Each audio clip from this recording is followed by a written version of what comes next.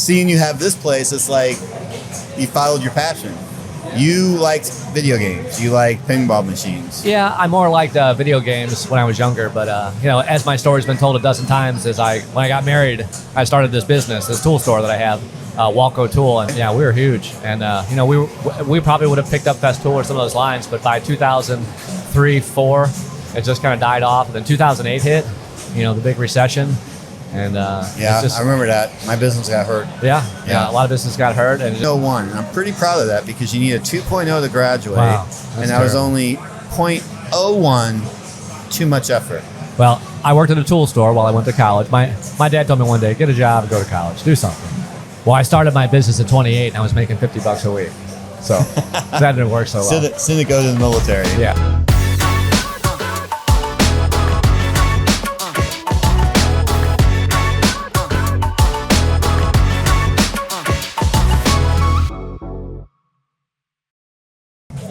Here we are. We are at Atomic Pinball Arcade. I've got Chuck Sanderson with me, a long-time known individual in my life. We spent a lot of time together when we were youngsters, going to school at Elm Grove and hanging out in Coldwater Creek. And when I found out that he had this several years ago, I've been wanting to do this for a long time. Well, good to see you. And I walked in the other day, and I'm like, I'm here to see my buddy Rod. He's supposed to be in a tournament.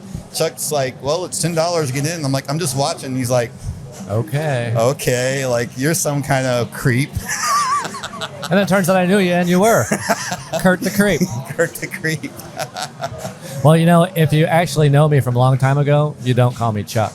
Right, it's Charles. Charles, yeah. So I always knew you from Charles, but I didn't know if I'm supposed to call you Charles or Chuck. But I knew you as Charles. Yeah, well, I always can tell when somebody knew me. 15 and before, it was Charles. After 15, it's Chuck. Right. I never knew you as Chuck. And then when I get really, really old, I'll be Charlie. So yeah, we knew each other from Elm Grove, I guess, right? Yeah. And we hang out at each other's house, and mostly me at yours, because no, I remember hanging at your house and cooking pizzas and staying up past midnight watching Three Stooges and when we could make it that far. Yeah, when we could make that was the goal, right? Yeah. The goal was to watch the Don Kirshner's rock concert. Well, and then the national anthem. Well, yeah. I mean, yeah. And then they went off the air. Yeah, young people have no idea what you're talking about. TV went off the air.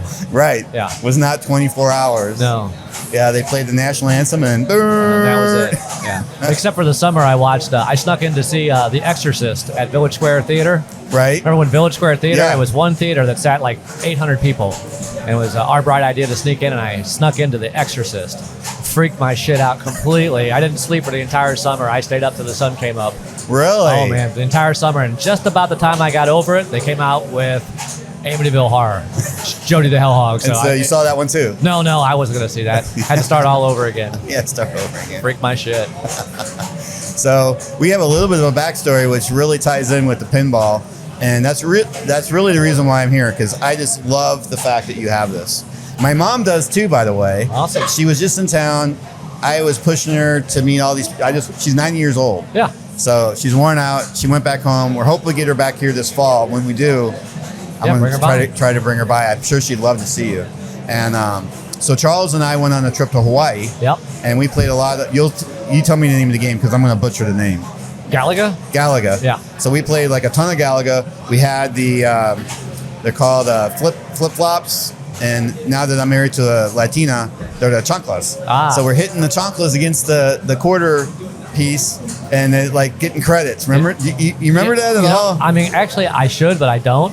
And I remember everything from being a kid. So I remember stringing up games on Pac-Man with a string and a quarter. And I know you can stick a straw in the side door of a Donkey Kong and get coins. But if you say so, I believe you. Yeah, we were hitting it just right, and we were getting all kinds of games, hanging out there, driving my parents crazy. Oh, yeah. And then we hung out at the beach and grabbed some, I don't know if they were boogie boards or blow-up. Bodyboards or whatever. Two 12-year-olds got totally sunburned. I mean, sunburned that we were peeling off skin. In layers, yeah. Oh, I mean, they were huge. They were like pieces like this big. Weren't we kind of competing to see how big of a piece we could get? I don't know. Yeah. Probably. Yeah, it was actually really painful. It was. It was the first time I ever paid $1 for a soda. They had a machine in Hawaii that took $1. I mean, soda was 35 cents back here in the States. Right. And then I decided to buy a jar of peanut butter. I bought a jar of peanut butter this big for $5. Then that would have been in 82, 81. 82, yeah. So it didn't work out so well, maybe, but I think it did. Yeah, no, it was fine. The deal was we were going to the Kauai, and there's not. You said you've been to Hawaii. Yeah. Have you been to Kauai? No, I've been to probably because there's Maui. nothing there. Yeah, probably so. Yeah, I mean, they made the right choice. Hey, I went home, I got money back. Probably bought some weed, bought a 6-pack of beer. Yeah, hung out with my Hazelwood friends at the ripe old age of 12. Right, but seeing you have this place, it's like you followed your passion. You liked video games. You like pinball machines. Yeah, I more liked video games when I was younger. But as my story's been told a dozen times, when I got married, I started this business, this tool store that I have, Walco Tool, and I was making about $50 a week. And I was married to a gal, and I wasn't going to ask her for money to go out and do stuff. So she worked nights as a nurse. So I had a couple bucks, so I'd go to the local bowling alley, and I could play pinball, and I could win games.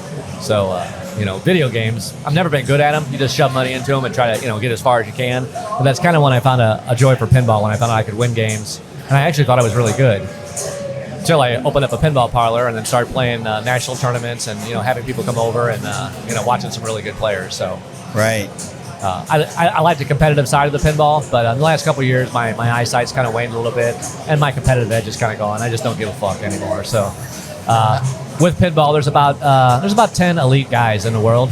Oh, really? Oh, yeah. They're 19 to 23-year-olds. These kids they're phenoms. I mean, you just cannot beat them. Really? There's They're not that a good? chance. They're that good. Yeah, not a chance. It has to do with, I guess, hand-eye coordination. And not so much that, just knowing the games and just, some people have a knack learning that for with it. Rod. So we have a mutual friend, Rod, that I know from Yeah. SLU. How did you meet Rod? Here? Or? Through video games. Yep. He showed video up my games. old location, and he was, I have no expertise in electronics. Hell, I didn't even know how to fix these pinball machines until I was forced to. So, he's kind of been my video game, my main guy. Oh, really? I did not know that. Yeah. So that's kind of how. So that's his connection. Correct. Because he told me, remember I told you I came in and it's like, he said he's going to be in a tournament here or something. He's like, you might make a videotape or something, might get the owner to maybe throw you a few bucks. And Sure. I'm like, and then I found the owner is you, and I'm like, I'm not going to charge him a few bucks. I have a few bucks. Well, you can donate to my I tried vagabond. to. Yeah, I tried to, but you kept paying full price for the T-shirt. I couldn't help it. I don't want to be a gypsy. a mooch. A gypsy. A mooch. A mooch. A mooch. But tell me about how did this evolve? Because this is not the first location. This is how many locations in this? Second. Second, or is it really the third? Second. Well, I mean, my home was the first, so. That's what I'm thinking. Yeah, it's like about 2001. You grew out of the home, right? Yeah. 2001, I decided to buy my first pinball machine. I went to a pinball machine auction, and I happened to see a guy there that I knew from my tool store who was a customer of mine. He advised me not to buy a pinball machine from this place, the auction, because it'd be broken and I couldn't fix it. So he offered to sell me one of his games. So I bought my first pinball machine, a Hurricane, Williams, for like $800. And within 3 months, I had 4 games. And within a year, I had about 9 games. And within 3 years, I probably had around 30 games. And I just ran out of room. This is at your house. You had 30 games house. At your house. I had a garage in the back room. I kind of converted it into a game room. And then we decided to buy some commercial property and move it to a place where we could have more games, more friends, and all of us could get together and have fun. So I spent $100,000 and bought this property in South Roxana near the refinery. And by the time I got it open, most of my friends that were in it quit doing it. No way. Yeah. People grow up, they have kids, they have families, they go on and do other stuff. And, people that get into pinball, I'd say about 15-20% of people stay. The other 75-85% kind of come and go. But we built that from 30 games to about 90 games. And we would vary our open dates. We kind of decreased the supply of the pinball being open to increase our demand. Okay, that makes sense. Yeah, we were open Thursday, Friday, Saturday, Sunday. We get 10 people a day. It just wasn't worth my time to open up the business. And you had the tool store. Yeah, I have a tool store. This is strictly a hobby business for us. So 2 years ago, one of our customers approached us, asked us what he could do to get involved in the place. And he said, why don't we buy a building? So he bought half this building. I bought the other half, and he bought about 20 of the games that you see here. We have 135 on location right now, just pinball machines. and been here. How many video games do you have? Because you have quite a few of those. Yeah, too. about 50. 50. Yeah. Okay. Now, those are working games. We could take you to the old CP pinball and show you the graveyard. That's where all the stuff that isn't working goes. And there's probably another $40,000 worth of broken stuff sitting down there. So Like how many games would that be, maybe? only about 10. Oh, only 10. Yeah. Okay. So here's the problem with video games. You go out, you find a nice Tempest video game, classic from the 80s. Right. Works great in this guy's basement. He's had it for 10 years. He turns it on once a week for 1 hour. So great, I'll buy it. I bring it here, I turn it on for 8 hours one day, 8 hours the next day, third day. Monitor gives up. We have no way to fix monitors. They don't make monitors anymore. There's no need to make a monitor anymore. Right. There's no technology that needs it. Back in the video game, there was plenty of monitors. They use them in everything. So now we've had to go do flat screens, and we have to buy the technology that's available. And it, of course, decreases the value of the game from the collector standpoint. But if I was doing this for money, I would have quit doing it 20 years ago. So Right. You're not doing it for money. Yeah. I mean, the money's great. Helps pay the electric, helps pay the water. You gotta have a few bucks. That's why I paid for my T-shirt. There you go. Appreciate it. I know this thing doesn't. No, yeah. It doesn't fund Now, itself. if you want to give me some tools and make me a deal on some tools, that's where you make some money. I'll take some tools. I mean, all that's ate up too. Internet ruined everything. Internet ruined everything. Yeah. Well, I mean, you used to be able to, you could discriminate. Right. You could sell a price, this price, that price, this You price. sell Fest tools? No, I don't. It's just too high end. There aren't enough clientele out there. In 2000, we were a huge woodworking store. We sold over $2 million worth of Delta and Jet woodworking equipment. Delta and Jet. Okay. Yeah, we were huge, and we probably would have picked up Festool or some of those lines, but by 2003, 4, it just kind of died off. And then 2008 hit, the big recession, and Yeah, I remember that. My business got hurt. yeah, Yeah. a lot of business got hurt, and it's kind of an old guy sport, woodworking, and the young guys just aren't getting into it, and a lot of these companies just folded up. And Right. So is this more hobbyists that were being served or actual commercial type? Hobbyists, yeah. So it's more hobbyists. yeah, I mean, you could make more money off. I mean, you sell a cabinet shop, a table saw, that's it. And a shaver Right. and that stuff, and they take They're care of done. it. The Right. hobbyist buys Everything. He's got a drum sander. He's got 4 different sanders. He's got 2 table saws, one set up for this, one set up for that. So Right. guys had money to blow. I had money to blow. It was either on pinball machines. Or what? Well, nothing else because I quit doing everything else. Oh, you quit doing everything else. Yeah. Yeah. Wasted- You're going the straight and narrow now, Charles. Oh, What's yeah. going on? Yep. You're back to Charles now instead of Chuck. 'Cause Yeah. Chuck's kind of when he had to turn. Yeah, Chuck had a little turn. No, just, I've done everything. I'm 58 now. I've done just about everything I wanted to do. So, dope and drugs. It's just, I like getting up early. I like making something out of the day. Really? Yeah. That's interesting. How early do you get up? Well, it's not that early. 6. 6. Yeah, get up at 6, get to work by 7, work till 3:30 or 4. Head on over here. No, hell no. Head to the gym, work out Head for an to the hour and a gym, half. Work out for an hour and a half. And then go home and work out in my garage. So I really work on very little here.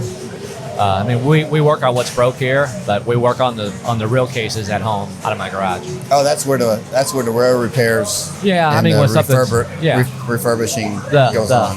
The high end refurbishing, yeah. Right. And so, like I heard you talking to Rod, you're still in kind of buying and selling, or is that just a nature of trying to keep this thing going? Well, that I mean, you end up having to buy and sell because I wish there was more buying and selling, but like any hobby, too many people get into it, and it's very, very few opportunities to buy, which means less opportunities to sell. Okay. So, back in the day in 2002, 2003, 2005, nobody knew how to work on pinball machines. They weren't popular, so I could pick up a nice machine for $800 to $1,000, put $300, $400 in it, and then sell it for $1,800. I'd make $400. right. Now I got to pay $3,500 for that machine. That's broke. That's broke. Put three to $500 into it. Try to mark it up $400. Try to sell it for $4,500. It just Not much of a market. yeah. It's it's the markup, and collecting pinballs, video games. It's all about the hunt. So Sure, that's a lot of fun, isn't it? yeah, it's like picking up a chick. So what do it's you all look, about the hunt. What are you looking for right now? What are you hunting for? Video games. No, but which ones? Oh, I would Specific? Pengo. I take a Pengo. I mean, I take any high-end video game from the 80s right now. Discotron. If I could find a Rampage machine, close by. So I bought an Ivan Stewart over here from a gentleman in Tennessee, and I paid a moving company to go pick it up. It's actually in Kentucky. So I paid a guy to go get it, and this guy promised me he would help load it up. Well, my delivery guy gets there. This guy's shit-faced. He's in Kentucky. It's the Derby weekend. Oh man. Yeah, it's like 9 in the morning. He's already Right. screaming drunk. So he helps the guy load my game, but he doesn't put the main controller in the truck. So I get I pay $600 to have this video game delivered, get it here, and I'm missing the console. So the next day I had to get in my truck, drive 5 hours to Kentucky, hop out of my truck, grab the controller, throw it in my truck, and drive 5 hours back. Oh man, that's So, traveling to get stuff is just not worthwhile. If you can't pick it up yourself, I just really don't even want to mess with it. Unless it's a Grail. I mean, if we could find a disc of Tron, that would be a Grail game. a disc Of Tron, yeah. That's the one that has the ball. Yeah. And that's why it's called a disc. Well, it's actually... I didn't go down the path you went, so you're going to have to explain it a little bit to me. Yeah, it's actually... and they made a couple of different versions of it, but it's you actually hop inside of a cab and it all glows blue like you're in the actual Tron itself. Okay. You're actually in the video game, and you're actually battling another person who's standing on another disc, and your players are jumping back and forth. It's all handled on a joystick and a button. Really? Yeah. So there's two players playing against each other. Yeah, or you can play against a computer, but they didn't make that many of this game, and it's very rare, and most of the collectors have sucked them up. So if you were to find one, you'd pay 25 grand for one. Oh wow. Yeah. For a game that Would you put it out here? Oh yeah. Yeah. Yeah. Yeah. Wow. What else is maybe like number 2 that you're looking for? Pengo would be great. What is that? I don't know what that is. Pengo is a penguin that runs around a cube of a maze of ice cubes, and he's trying to crack them open and kill the little snowballs that are after him. Oh, okay. And snowballs Kind of like Pac-Man, but yeah, Pac-Man, just another version of Pac-Man. okay. Yeah. So there's a place in Chicago called Galloping Ghost, and they've got about... Sorry if I get this wrong, guys. They probably have 600 games on the floor of just video games. You pay your $25, you go in, you can play everything. And, most video games, especially for my age, I'm like, oh, great, I love this game. I'll go play it, and I'll play it for 5 minutes, and I'm like, okay, I've had my fill. Right. So, that's the problem with owning the video games. They're not like pinball. Pinball's a different game every time, a different set of rules. The game changes every time you play it because of gravity and the ball and the way that it works. So, a video game is just a series of patterns that, you have to learn. And I've just never really taken the time. I just like owning them, and I like to have them for here to people to play. Right, because it fits the whole vibe. Yeah, it fits the whole, motif of what an arcade was in the 80s. Yeah, what an arcade would be. Yeah. Okay. All right. Well, I know we're pressed for time. Like, how much more time do we have? We got... Okay, because you got tournaments that go on here. Yeah, well, we have tournaments and we have leagues. So tonight is a league night. We meet every Wednesday, and players battle in groups of 4 people. And we put you in divisions A, B, C, or D. And each week you can move up or down. And at the end of the 10 weeks, we'll place you in your division, and we'll have a playoff. Top 5 people in each division go to a playoff. We play for plaques and trophies, and we're also playing for IFPA points, International Flipper Association. So Okay. Worldwide ranking of pinball. So, when I was hot and heavy last year, and I was still winning, I haven't won anything this year. I was about 331 in the world. Really? Yeah, as far as ranked. What's your highest you ever been? About 331. I mean, my IFPA number is like 262, so I was the 262nd person to ever sign up. Oh, really? Yeah. So at one time, I was the 262nd best player. But I go to Chicago and I compete with some of these really elite players. And the last 3 years, I finished exactly the same spot. Out of 200 players, I finished 31st. So that's really nice. Yeah, but 3 years in a row, finishing exactly the same spot, and I always get stuck at the same spot. I hit the top 30 players, and 1 year I had a chance, but the ball doesn't always bounce your way. Right. It can be quite nerve-wracking. Could you give like a noob like me like a couple of tips on how to play it one of these pinball machines? So I mean, basically, people think that you're basically trying to keep the ball alive, which you are with your flippers. But you're really trying to shoot shots on a pinball machine. So when you go up to the pinball machine, you start your game, you plunge the ball. Your object is to hit the blinking shots. The pinball machine will tell you what it wants you to hit. And the more of those shots you hit, it'll make other shots become lit. If you hit those shots, it'll make other shots become lit. And you basically build upon this pinball game as you're going on. Your progression continues. And that's why I said every game's different. Yeah, every game's different. But what I can tell you, the number one thing I learned is just because the ball hits your flipper doesn't mean you have to flip. If you see that ball coming down to your flipper and you want to shoot it to the left-hand side and it's coming to your left flipper, let it bounce. It'll bounce right over to your right flipper. Then you can hit the button, hold it up, take a breath, let the flipper down, and then shoot, and then make your shot. And really, every pinball machine, the flipper's only 1 inch long. Mm-hmm. There's only about 6 or 7 shots in that flipper. So virtually out of the thousands of pinball machines they made, once you play them all, you kind of just, you kind of figure out where you need to shoot that ball in the flipper to make the shot. Now, of course, it may differ because of the speed of the ball. It could be coming off a ramp down the in lane, and you may have to shoot it a little quicker. But it's the number one thing I learned. Pinball is all about control. Not just flipping the flipper. Not just flipping the flipper. Let the ball slow down, catch it, take your time, make the shot. Now, I have an incredibly good 1-2 move, and when we get done, I'll show you the 1-2 move. But basically, I flip my... If the ball is coming down the middle on me, you can shake the game, possibly tilt it. You can shake the game, make the ball veer a little bit. Or if it's going to get real close, I do this 1-2 movement where I flip my right flipper, and then instantaneously, I flip my left. So you get a flap, I call it. And you can save a lot of balls like that, Is it just air that causes the ball? Maybe it's just the action of the real quick. Because what it'll do is actually hit off your right flipper just a little bit, and it'll veer over to your other flipper, and it'll careen off of that. Most people, when they see the ball come down the middle, they go together. They just flip them both together. The flippers go up. The ball goes right down the middle. Right. So if you can do a 1-2, 1-2. So I've actually practiced early on 1-2, 1-2, 1-2, 1-2, 1-2, 1-2, 1-2, 1-2, 1-2. So later on, if we play, you'll see me make some 1-2 moves. And I use the 1-2 pretty much regardless during the game, unless I know it's going to come to my flipper and I know where I'm going to take it. But if there's any chance of it going down the middle or I'm not sure, it's a 1-2. Okay. And I taught it to some of my players here, and their games have improved immensely. That's great. So, I'm running out of questions. Because you asked me when we started this if this is going to be rated G, PG, PG-13, or X. Yeah. And I've been waiting for Yeah, some hilarious jokes, yeah. Right, because what people don't know is this guy, why aren't you a comedian? The question shouldn't be, are you a comedian? It's like, why aren't you like a professional comedian? Yeah, I always wanted to be a comedian. I don't know. Too much dough, probably. Too busy partying with my friends. You can do it now. Yeah, I just don't. Are you straight now, or are you still doing stuff? No, I don't do anything. Hell, I had my first 2 beers in 9 months last night. I went to see Cake. Really? Yeah, I haven't had a drink in 9 months. So special occasions I can still drink. I just got bored with it all. I mean, you do something too often, too long, you just get bored with it. I mean, I'm a little bored of pinball and video right now. I need to find something. I had to drag him over here. Yeah. He didn't want to do this. Well, it's like you asked me. Did you come over here and work on this stuff? Well, I did it for 20 years. If I want the machines to be nice and I want them to be playable, but I don't spend near as much time as I used to down here. I mean, again, I'm 58, so the first 20 years after getting out of high school or college, I spent the first 20 years building my business.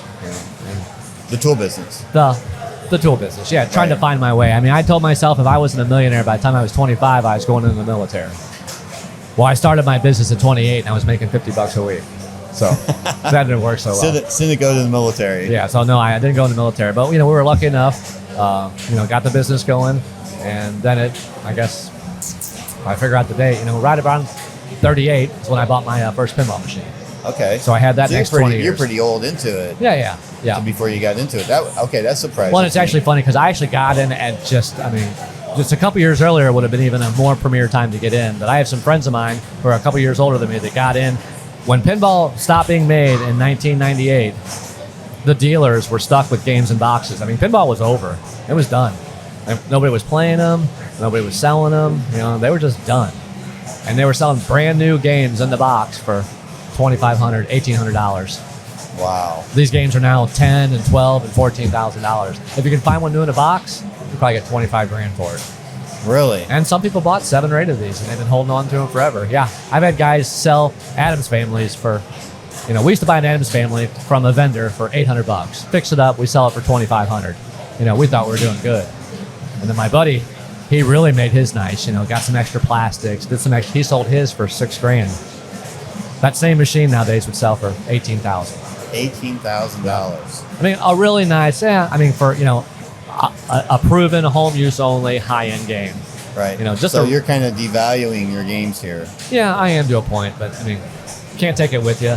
Right. And again, I'm not in for the buy sell. I mean, it's nice because they do get depreciated. It's a business, and they depreciate over 7 years. So as long as we can take in enough money to buy a few new games each year.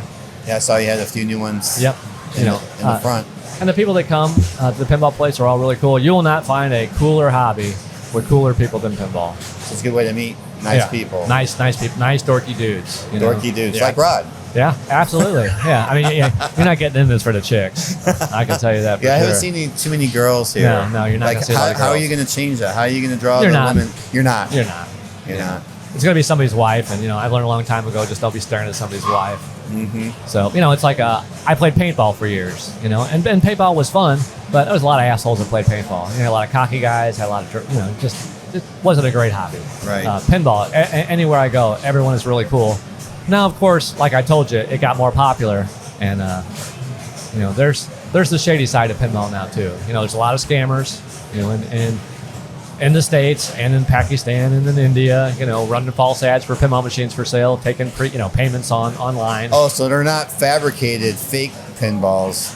They're just they're scammers. air. They're not. There's nothing. Yeah, they just steal somebody else's picture. So you got those Okay. guys, and then you have probably 1 to 2% of the guys that are in the pinball hobby that are just in it for the money only. Okay. And those are the guys we don't really appreciate too Kind much. of posers. Yeah, so I make it a point if I do sell a pinball machine. So I would have a guy that I know I've known for years. He'd say, hey, my kids are looking for a pinball machine. I'd really like a Tales from the Crypt. I'm like, well, that's great. I'll tell you what, I'll sell you one I'll give you a deal, $2,500. I only paid $1,300 for it. Right. I know they go for about $3,500. But I'm gonna make a few bucks. I'll give you a deal. Sell it to them. 2 days later, it's on Craigslist for $37.50.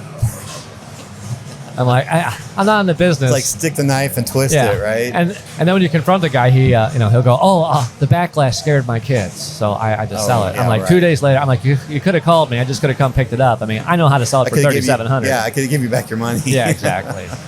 Wow. So one of the things I wanted to talk about was we did some pretty crazy things when we were kids. Coldwater Creek for sure. Coldwater Creek. We're still here. Yeah. I mean, that's crazy, right? To Yep. find out all the radioactivity. You Yeah. were telling the story the other night when I first came in about Coldwater Creek and all the crawdads and stuff. Yep. Why don't you tell me? Why don't you relive Well, I mean, that one again? as kids, we played in Coldwater Creek, and we used to catch crayfish, do terrible, mean things to crayfish. We didn't eat them, of course. We drag it behind our bike. We timed the helium balloons. We put firecrackers in their pinchers, and then one day we noticed that the crayfish were gone. I mean, Yeah, just gone. It was like one season they were all gone. We're like, what the hell? And then we started to think, and we're only. We're 9 or 10 years old, jumping in the dumpsters of Shapery Apartments looking for hustlers and playboys, and crawdads, and we just said to ourselves, maybe we shouldn't be playing in this creek. Right. Yeah. We kind of stopped. But that didn't last very long because you found an inner tube, or you found a crate, or the creek froze up, or it was pumpkin season and you had to cross the creek to go to the old man's pumpkin patch to steal his pumpkins. But and this is my opinion completely, but I mean, I know Bliving and Hazelwood where the radioactive stuff was buried. It was buried underneath ABC Ballpark. Really? Yeah. Oh, okay. And there was a lumber yard there, and then you had Coldwater Creek, and there was that ABC Ballpark, and they buried all that radioactive barrels right there. So when the creek flooded, it came up and it saturated that ballpark and the barrels, and all that stuff sucked up through there and came down during the floods. So of course the radioactivity would just flow with the water and flow out. But the problem was when that creek flooded, it would also flood the homes at the bottom of the courts. We had those courts down the end of our. So, at one court, 5 or 7 houses would flood. The next court, 5 or 7 houses would flood. The water never came up to our house. Well, those houses that flooded, once the water receded, that radioactivity stayed in the home. Oh, wow. And most of those people are the people that got brain cancer. Oh, they're the ones that got it. Yeah, they're the ones that got all. I mean, there's 80 cases of brain cancer I'm in my neighborhood. surprised that we never got it as Yeah. much as we were in there. Yeah, well, maybe one good sunburn is all it took, It defended us against all the radioactivity, Maybe, who knows? all the video game playing, all the different frequencies hitting off So our one head. of the memories I told you, and you're like, I don't remember that, is us sliding off the roof of our garage. Well, actually, after you said that on my way home, I was, out of sight, out of mind. I was remembering your house, and I go, yeah, I do remember doing that off the side of the house by the garage door. We got a ladder out and climbed on top of the roof, Yeah. and we were sliding. Well, and what's even What made it? Who was I? Was that mine, or that's probably your idea? It was probably my idea. Yeah, you're kind of a goody two shoes, Yeah. I know I was the bad boy. I know it. Nobody's. Well, I shouldn't say that because in my neighborhood, a lot of my friends were from divorced parents. They lived with their mom, and their mom, they were out dating or doing whatever. They didn't care what time their kids came home. So, it's hard for me to be the shithead in that group. But back to me thinking about sledding off of your roof, I started to think about your house, how your house was laid out. And I remember the basement pretty well because we spent some time there. But then I started to think about your front room. And then it finally fucking dawned on me. I have a dream that I'm in a front room. And I don't know where this fucking front room is, but I've dreamt this dream 100 times. And I finally figured out it's your front room. A front room, because we weren't allowed in the front room. No. When you came into your house, you walked through the door and you had to walk around. And it had that wall there. And as you walked through, there was the bedroom and then the bathroom and then your sister's room. And then you came in through you had like a fireplace there and then you went into the kitchen. And then we went down to the basement. Yeah, but you could never walk through that living room area. No. And I'm telling you, I'm in my dream standing there all the time talking to somebody and I can't walk into the room. But they're in that room. But I'm not allowed in that room. And crazy.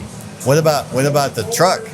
Yeah, You remember the truck? Yeah, I was hanging out in the tree and a truck came through and was, your dad was a high school principal. Yeah, that didn't help. Yeah, so your yard was pretty much a target for somebody to come by and, hey. In a 4x4. Yeah. I know especially when it rained. Yeah, I know where Principal Francis lives. Well, your dad was smart enough to put a big giant rock in the middle of the front yard, so it kind of solved that problem. That did help quite a bit when we put the rock in there. Yeah. But I remember he drug us down to the police station. Yeah. I mean, and they were asking us what the license plate number is. And of course, me, I'm the biggest fibber of them all. I'm a great liar. I gave them some license plate number. And then years later, I thought to myself, well, wait, there's a reason behind the license plate number. Whatever number you gave them, those cops just looked at you and said, oh, you're just full of shit. You have no idea. Yeah. And I think they finally said while we were there, I remember that you gave the license plate number. Yeah. They never actually even checked it. No. Because they said, what they were saying, like, well, can you identify the driver? And we're like, no, you can't identify it. Like, well, if you can't identify the driver, it doesn't matter if you have the plate. Right, yeah. You have to be able to actually identify who the driver is in a lineup. Yep. And we used to play cards, and you asked me what the name of the game was. It was Canasta. Well, that's what I told Rod's like, what? Canasta? What's that? What's that? Yeah, Canasta. Yeah. I couldn't even tell you how to play it, but I can tell you that I remember playing that game all hours of the night. All night long. Now, I remember you were kind of a sleepy boy. Yeah. You used to fall asleep pretty quick. Now, did you pull any pranks on me I didn't know about? No, I just beat up in your basement a ton. Well, your sister was upstairs. She was the first girl I ever saw in a bra. I'm kidding. I never beat up in your basement. To your sister, maybe, but that was a long time ago. I was young. But I do remember the weight loss machine you had in your basement. Was that old fat belt? Fat belt. Yeah, you put the belt on and it vibrates. I remember us strapping that on one day and turning it on, and and we turned it. Of course, we did turn it on a little bit. Yeah, turn it on high. It just ripped the shit out of my skin. Got burnt all over the place. And I also remember your mom giving us the IQ test. Do you remember that? Yeah, I do remember her giving us IQ test. Because your mom was a school teacher. Right. Well, she was going to school to get, I guess, a master's or some certification. Yeah. She had to get so many IQ tests to people. Yeah. I remember my IQ test not coming out so well. Yeah, I don't know about that, Charles. No, I do. She actually told you what it was. Yeah, well, I think she said, let's do it again. So, you take an IQ test, they tell you, let's do it again, it's probably not good. Now, I know Kirky only had to do his once. Yeah, mine was probably pretty good. Probably pretty good. Yeah, but my grades still sucked. Yeah, well, I mean... How were your grades? I got straight D's in high school with an A in gym. Just so you know, that is a 1.62 grade point average. Enough to graduate. Enough to graduate. So, mine was, I think high school was probably like 2.8. Maybe. Not stellar. Not stellar. Well, it's almost double mine. Now, and then college, I'm a 2.01, and I'm pretty proud of that because you need a 2.0 to graduate. Wow, and I was only 0.01 too much effort. Well, I worked at a tool store while I went to college. My dad told me one day, get a job and go to college, do something. I was selling windows door to door. I was selling insulation door to door. I've been a salesman kind of my whole life, running my mouth. So I went to college and I graduated college. 6 years took me to get my 4-year degree in economics. You did better than me. Yeah. I was 12 years. Oh, wow. See, the smart guy, always wins first. See? I got a 3. He's a lot smarter than he lets on. I got a 3.52 grade point average. Look at there. And they were at graduation. In economics. Yeah, in economics. Well, that's because you get to take sexual human behavior and Japanese history and all your electives. That stuff that builds you up. But I remember being at graduation, everybody had a different tassel than I did. Had a different color. I'm like, well, what's that tassel? And they're like, well, that's cum laude. I'm like, what the fuck's that mean? And they're like, well, I got a 3.6 grade point average or better. And I'm like, I got a 3.58 grade. I could have taken sexual human behavior 2, and I could have graduated cum laude because I thought it would, I could, that's something to put on your resume. Sure, of course. Because my plan getting out of college was to go get a job with the federal government, working at the Federal Reserve, running stats. That was your plan when you went for economics. Well, that's what you do. Honestly, I showed up to college the first day, and everybody goes for business, right? Right. Everybody goes for business, and they were handing out free donuts. I shit you not, at the economics department. So I headed down there, and I got some free donuts. I may have done a few tokes before I went in to sign up for school. But the lady in the economics department told me, she goes, look, everybody signs up for business. She said, you're going to come to school, and you're going to maybe get the class you want at 8 in the morning, and you have to come back at noon. Then you have to come back for the evening class, because everybody's taking business. She goes, if you take economics, you can come the day school starts and sign up, and you get a class from 8 to 9, 9 to 10, and then 10 to 11. You're like sold. I'm like, well, because I wanted to work my job. Right, yeah. I need to have a job. I can't work a job and do all this crazy schedule. Yeah, I had to make. What school did you go to? I went to Flow Valley for my first 2 years. Okay. And then Umsel for my so last he was smart. 4. Yeah, it was cheap. I remember taking I believe it was an accounting class, and the professor of the accounting, this is at SLU. I went to SLU. I went to Flow, so I went away to school for the first year, screwed up. My dad's like, you're going to Flow. Go figure out what you want to do. Go there. The mistake I made there is I took enough classes to get an associate's, but I didn't get an associate's. Never even applied. I probably had enough credits to apply for it and get a general studies degree. Right. But didn't. That's kind of dumb. And then I went to SLU. Of course, SLU accepted me at that point. Why? Because I had money. Sure. welcome to a school. Right. And I'm taking an accounting class at SLU, and he's like, you guys are just a bunch of dummies. And I'm like, yeah. Why? He goes, I'm teaching the same class over at UMSL. It's me. It's this text. It's the same class, and they're paying less than half than you idiots are. You're not very good accountants. Learn quick. Yeah. But no, it was a good experience. It sucked that I spent 6 years, and I ended up doing exactly what I was doing while I was in, college. But you own the business now. Yeah, I own the business now. But owning a business is, it's great. I'm the richest poor guy I know. My accountant tells me I'm worth $6 million, and I'd be lucky to come up with $140,000, in a week. Once you sell it all, then you're worth something.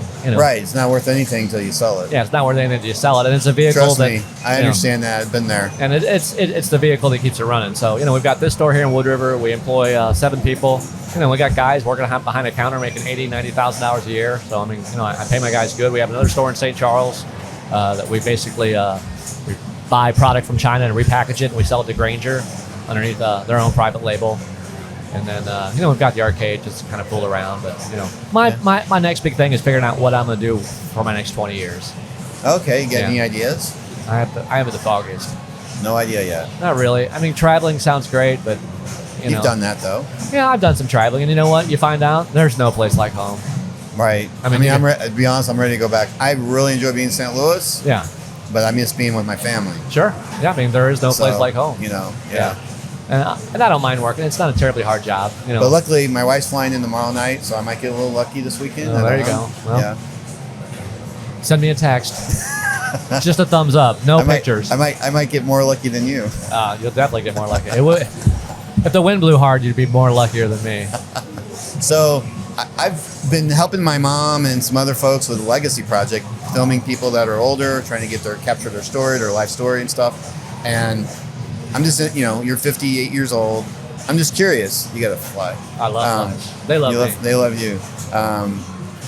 What would you tell that 18-year-old kid graduating high school? Would you do anything different? Would you tell him like, hey, don't wait till you're 38 years old before you buy your first pinball machine? Or what would you say to that kid? Well, as far as the pinball thing goes, and I've told this to at least 100 people, and nobody's listened to me yet, is, they're like, I want to get into pinball. What should I do? I say, learn how to fix electromechanical pinball machines. They're the pinball machines that were made before all the digital displays. So from 1979 backwards, that leaves you about 4,000 machines. And if you can learn how to work on those, you can. I buy these things for nothing. People beg me to drag them out of their basement, but I don't know how to work on an electromechanical pinball machine. Okay. So I tell people, learn how to work on electromechanical, and from what my electromechanical friends tell me, once you learn it, they're all the same. It's all the same stuff. And I tried, and I fixed some stuff, but the games aren't good enough for me. They don't hold enough value. And me, at my age, making $300, it doesn't do it for me anymore. Right. I went to the casino this morning. I lost $400, and I don't really give a shit. Yeah. I make money that I don't care about because I have nothing else to spend the money on. I have a nice truck. I have a nice home. I don't have kids. My only responsibility are my employees. You're definitely a multimillionaire then. Yeah. Well, I can take care of my friends. I have a friend of mine who's he's got diabetes and alcoholic and living in a really bad situation. And I've always told him, if you ever need money, just ask me. And he's never asked me, and he finally asked me last week. He said, I need 10 grand. And I just wrote him a check for 10 grand. And it feels good to be able to do that to help somebody out. Yeah. Yeah. I haven't heard a fucking words from him since. Well, you probably know him, Damien. Right, I know. Yeah. So, guy's down hard on his luck. I had another guy who was living in his parents' basement, 42 years old. So I hired him. I bought him a house for, as a fixer-upper for $40,000. He worked for me for about a year and a half, and I had to fire him. And then, he called the secretary a bitch, and, he thought I was going to stick up for him, and I didn't. And then he just left. Right. I didn't sue him. I didn't try to get the house back, Yeah, it's not worth it. It's not worth it. No. And plus, he's been a friend of mine since I've been, 12. And we're all in this group of friends. We're not close anymore. Some guys have gone to Florida, some guys have gone to Oregon. But, we still talk about each other from time to time. I just want to be that dick that, was bending this guy over the barrel. You did it right, and then, you don't have to worry about it. Yeah. And so you're just living today and moving forward. As far as a life lesson for people, somebody young starting, I would tell them, do the jobs nobody else is willing to do, and you will make some money. Really? That's what I did. When I started in the tool business, I worked for Paul Farrell, and his dad opened up a tool store. That's from school? Yeah, from school. That name sounds familiar. Yeah. He lived on Flamingo. Okay. He used to drive a Mustang, black Mustang Mach 1. Paul was kind of bow-legged. Taller guy, super nice guy. That's who I started this other business with. But when I went to his dad's store, they didn't want to sweep. They didn't want to clean the bathrooms. They didn't want to organize the shelves. They didn't want to set up the pricing, and they didn't want to do it. They just wanted to buy it and sell it. Well, I did all the shit nobody wanted to do, and we took that store from about $250,000 to $1 million in less than 2 years. Wow. And then we moved that business down the way. We went from 1 million to 2 million. We're still a lot more alike than you think. We've been apart for decades and haven't talked. This is like the first time we literally talked probably in 30, 40 years. Since we were 12, yeah. Yeah, and what's interesting is I remember I was a college student, and my good friend in college, his parents had a Chinese restaurant. He's like, come on down to the restaurant. When I get done with my work, we can go out and, screw around. Sure. Whatever we were doing at the time. And I got sick of sitting around. I'm like, dude, what do you got to do? Well, I got to mop the front. I got to do it. I'm like, well, shit, I'll go mop the front. You go do this. Next thing you know, I'm coming there like every Saturday working. They're not paying me a nickel. His mama cooked me egg foo young. I remember that. His mama cooked, because she cooked like real Chinese food for them. And I'm like, I'm not eating that. Right.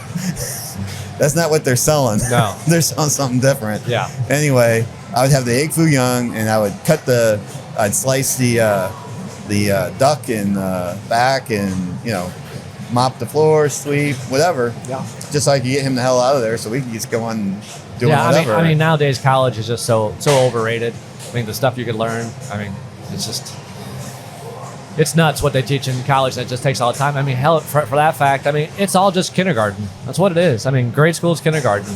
All that shit that I learned in grade 1 through grade 6, and from grade 6 to grade 11, I knew most of it by the 3rd grade. How to write, how to read, how to add, subtract. Not fractions never made any sense, or decimals never made any sense, so I went into business for myself. You got to mark it up 30%. Well, here's a ruler. It says 3/4 on it. What is that in decimals? And it all just started to make sense to me really quick. So getting yourself in the field and out in the open, you can learn this stuff real quick. Well, what my mom would say, she's a teacher, she would say this, until you actually start applying it, what you're learning, if you're not applying it while you're learning, meaning what you're talking about, actually using it, math you're class, not going to keep it. Yeah, math class should just be a construction class. Once you teach somebody how to use a ruler, and cut some wood and measure it. Yeah, that's it. All it takes is 1 inch to teach anybody anything.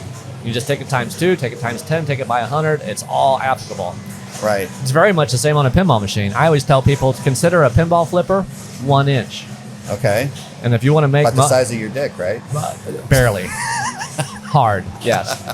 But if you take a flipper and consider it to be 1 inch. I gotta get you out a little bit. I'm trying. Yeah, you're trying. But a 1 inch flipper, you'll find that if you wait for the ball to come down to the 3/4 mark, on that flipper. Now, of course, that flipper is 2.5 inches long, but if you envision it in your mind as 1 inch, Right. and envision it 3/4 of the way down, and you shoot that ball, you'll make that ramp on that left-hand side 92% of the time. Really? Yeah, I mean, that's just where the shot is naturally at. That's where the designers put them.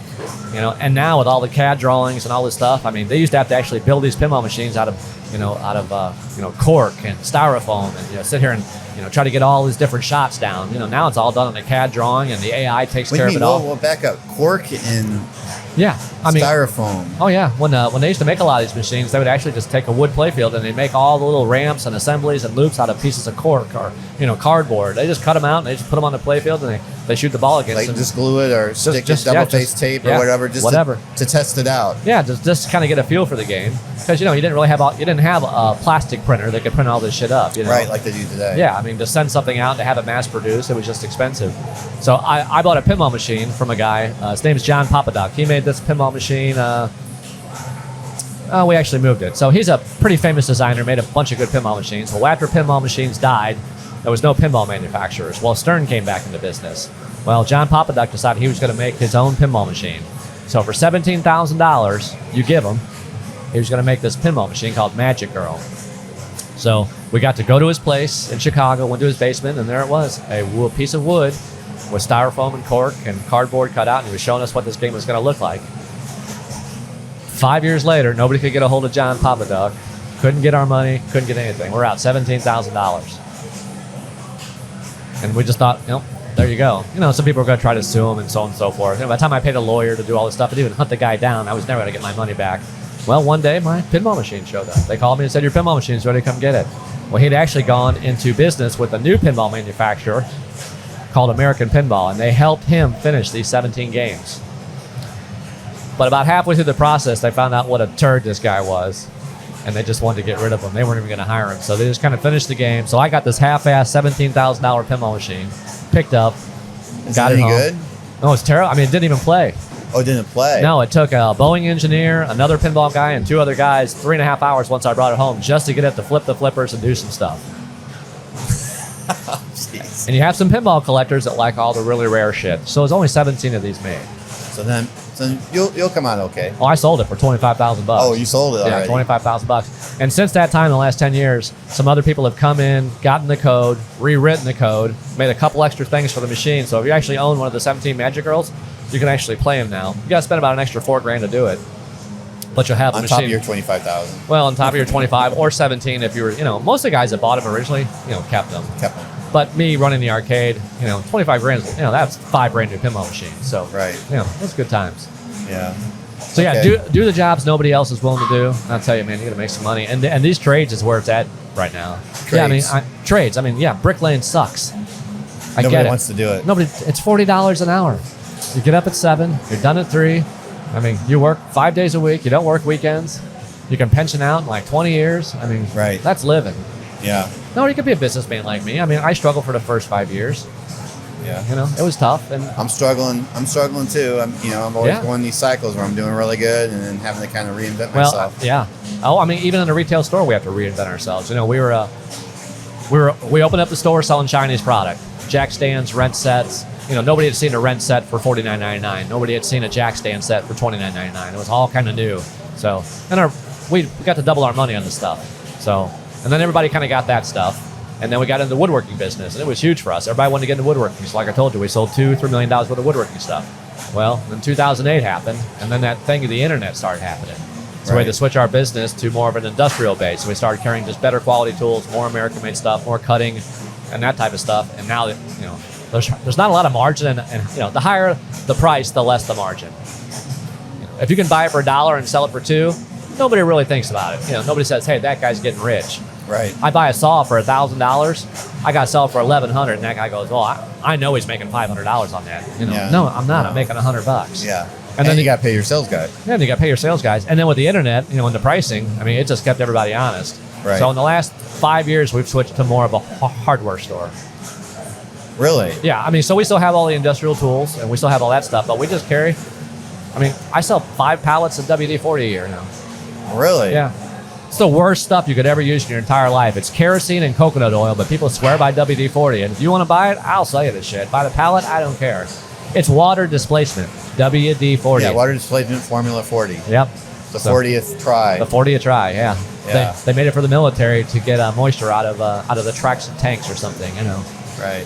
So, we sell oil dry, we sell nuts and bolts, we sell brooms, we sell just some of the craziest shit, and we actually make decent margin on it. Because most hardware stores, even Lowe's and Home Depot, they're high. I mean, their margins are outrageous on this stuff. Oh, I know. You know, so what people Especially like stainless steel bolts. I just man. spent $40 on stainless steel bolts. Yeah, it'll happen. So, most people just look at big item stuff. They go, well, that washer and dryer over there, they got a great deal. I priced it everywhere, and they're $60 cheaper. So we're going to go here and buy it. But you go over and you buy the cord for it, you don't even look at the price of the cord. No. They're triple the price you could buy it from me. Right. And the laundry detergent, well, we'll just get it here. It's cheap, Kroger's selling it for half of what they're selling like it for. the Costco chickens, right? Yeah. They're at a loss. Yeah, they're at a loss. Get you in the door, loss leader. Yeah. Right, yeah. So, we've been able to round it out. We've been able to be successful. I'm still there. I'm happy. What do you think about, since you're a businessman, I'm just going to, we talked about the pinball and the business and what young kids need to do. What do you think about the AI?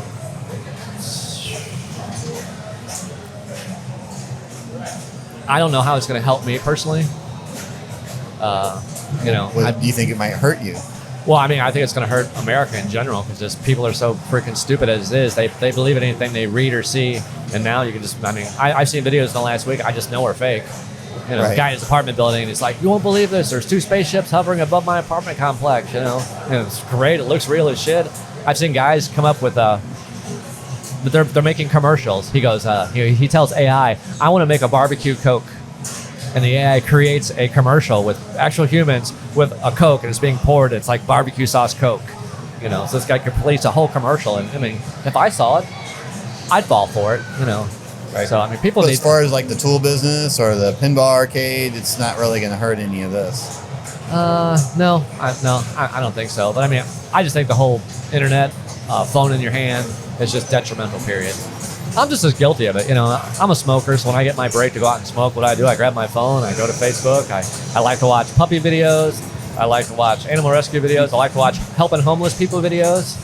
And I like to watch bodybuilder chicks working out. Okay. And they got to be clothed, I'm just not into the naked form, Kind of odd, but, I find a woman much more attractive dressed than undressed. Well, I think the reason why that is that it offers back to imagination. Yeah, when we were kids, we kept ourselves busy. We went down the creek and we grabbed out those bamboo sticks. Remember those things with the pointy ends on them? Right. You could open them up and chew the gum out of them. And we'd go out and we'd pull mulberries down and we'd collect returnable bottles and take them in for a nickel. I remember I don't know why the people would do it, but they throw them in underneath the cedar trees and stuff. Those were the worst to climb underneath those because it was all sticky and you get the pine needles. But I got those nickels. We got those nickels, and what do? We went out, we bought our own candy, and we bought our own slushies, and we paid for our own pinball. Right. I got a guy at my work that sweeps with one hand while he looks at his phone.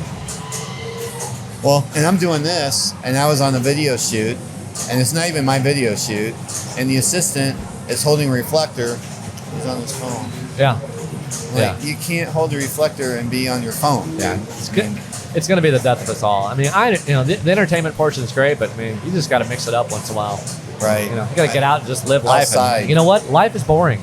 That's why ADD happens because when. And again, I'm no psychologist. I don't know anything. This is just my experience. When you set a kid in front of the TV and he watches a show, let's just say Gilligan's Island. They get there, the show starts, everything happens, there's no pause. You don't see Gilligan sitting on the island all day, waiting around, because that would be boring to watch. Right. But that's life. And when it happens to kids, when they get put in a corner or they got to go to Hawaii and sit on Kauai and with nothing to do, that's life. Right. This is life.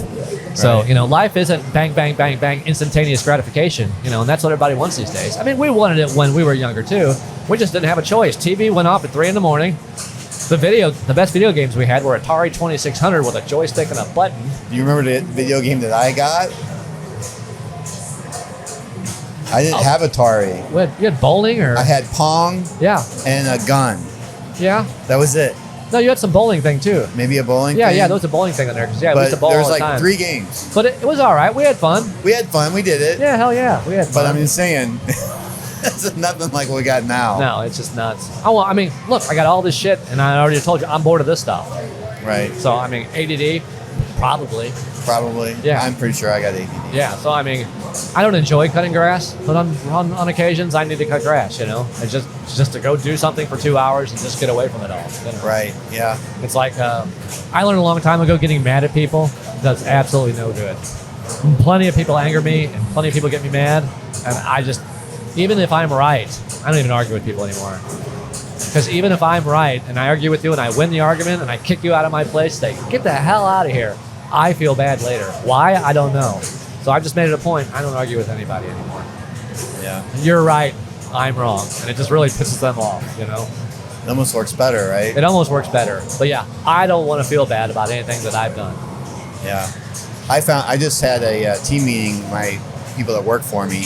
There was a little bit of a, I call it a misunderstanding. And they're actually going to see this because they watch this and edit it. There you go. And so you're getting my little tricks here, but I basically took all the faults. And to be real, it's my business. Sure.